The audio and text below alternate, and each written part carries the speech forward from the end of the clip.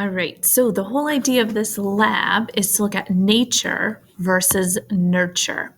You can read the background here.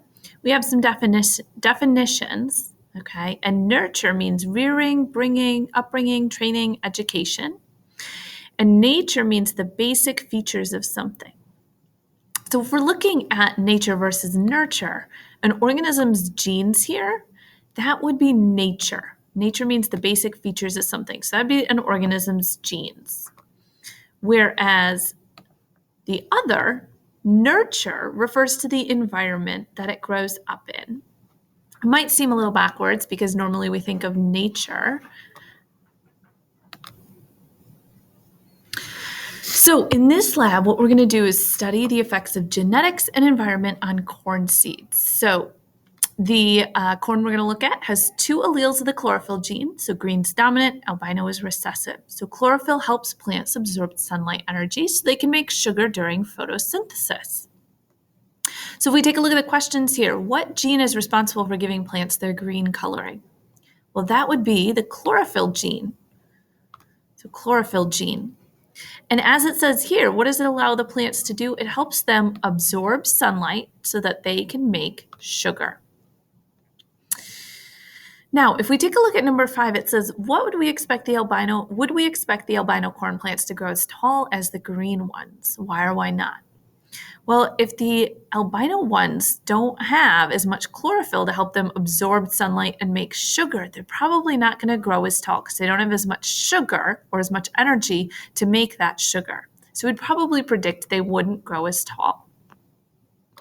Down here, we have a Punnett square. So both parents are big G, little g. So we're going to go ahead and fill in our Punnett square. And now that we have our Punnett square, we have our expected results. So for 4 plants, we would expect 1, 2, 3 to be green and 1 to be albino. So 3 green, 1 albino. Now, how are we going to figure out of 320? Well, we know 3/4 or 75% are going to be green. So we can take 320 times 75%, which is 0.75, and that will give us our answer here.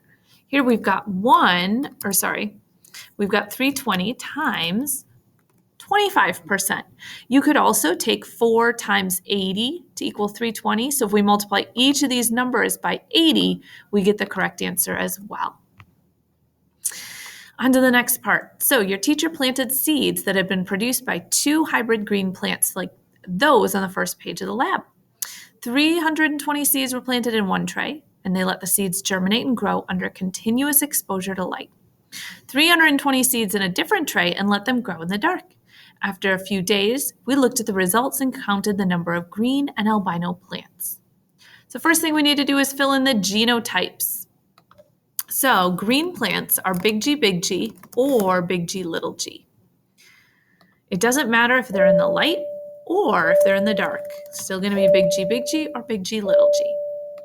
Our albino plants are going to be little g.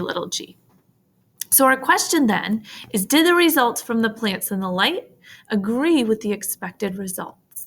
Well, up here, if you did the math correctly, you should have seen that we would expect 240 green plants and 80 albino plants. So 240 and 80, and if we scroll down, we see we have 244 and 76 compared to 240 and 80. So do those agree? Yeah, they do. Yes, they would agree. Now, 240 and 80, does that agree with my plants in the dark here? No, it doesn't. So we're going to write no for this question down here. So to determine if the genes were impacted by the amount of light, if the environment impacted them, we transferred them, the plants that were kept in the dark, into the light. And after 24 hours, we counted them, and here are the results. So we need to calculate the percent.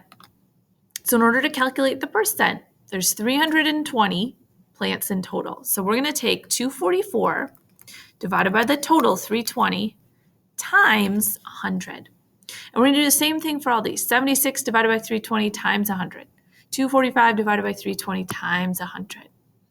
And then you're going to work on answering the rest of the questions.